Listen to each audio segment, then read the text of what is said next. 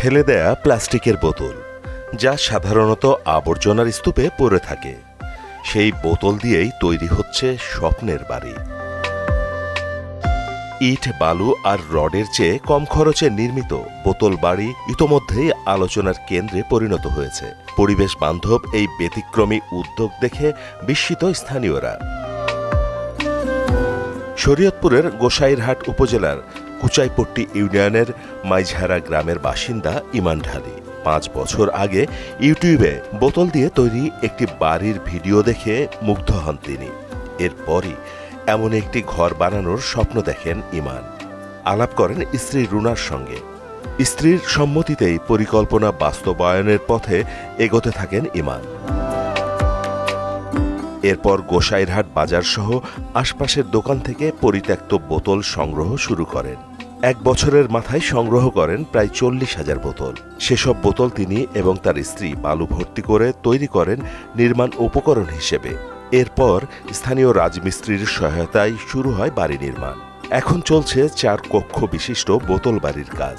এই বোতলে গড়দারা আর যদি বিল্ডিং তৈরি করা হয় তাহলে খরচ কম হয়। এই বোতলগুলা উনি বিভিন্ন জায়গা থেকে ক্রয় করে দিয়ে না বালি বইরা তাছে বিল্ডিং করতে আছে। এরকম করতে পারি বোতলগুলো যে অপচয় না হয়, পরিবেশের নষ্ট না হয়। বোতলের নিজস্ব রং থাকায় নতুন করে আর রং করতে হয় না বাড়িতে। ইতোমধ্যেই অর্ধেক কাজ শেষ, যার পেছনে খরচ হয়েছে 2 লাখ টাকা। সম্পূর্ণ বাড়িটি ছাদসহ নির্মাণ করতে আরও 8 লাখ টাকা প্রয়োজন বলে জানান ইমান ঢালী। ইমানের বিশ্বাস, এটি একদিন সবার আগ্রহের কেন্দ্রবিন্দুতে পরিণত হবে। নিজের একটা দোকান আছে, মুদি দোকান। এই দোকানের বোতল জমাইলাম। জমানোর পরে পরিবারকে নিয়ে বালু বললাম, বালু ভরার পরে বোতল সাজালাম। সাজানোর পর দেখি যে ভালো লাগে। তারপরে গোসাইটের কিছু বোতল আনলাম। আইনা এটা গত বছর বোতল বইরা জমাইলাম। জমানোর পরে এই যে বাড়িটা করছি, এই বোতলগুলা জমাইলাম। জমানোর পরে কাজ ধরলাম। কাজ ধরার পরে দেখি যে ভালোই লাগে। আর মূলত উদ্দেশ্য হইল বোতল হইল পরিবেশের ক্ষতি করে। চিন্তা করলাম আমার বাড়িও হলো, পরিবেশটা কীভাবে বাঁচানো যায়, তাই এইভাবে আর কি বোতলটা বাড়ি করলাম। পরিবেশও রক্ষা হলো, আমার বাড়িটা হয়ে গেল। তো দেখতে আলাদা দিলে ভালোই লাগে। আরেকটা বিষয় হলো বোতলটা বাড়ি করলে, যেমন ইটের ওয়ালটা হলো 5 ইঞ্চি, বোতলটা বাড়ি করলে ওয়ালটা হয় 7 ইঞ্চি। তো ওয়ালটা 7 ইঞ্চি হওয়ার কারণে গরমের দিনে বাড়ির ভিতরে ঠান্ডা লাগে, আর ঠান্ডার দিনে একটু গরম লাগে।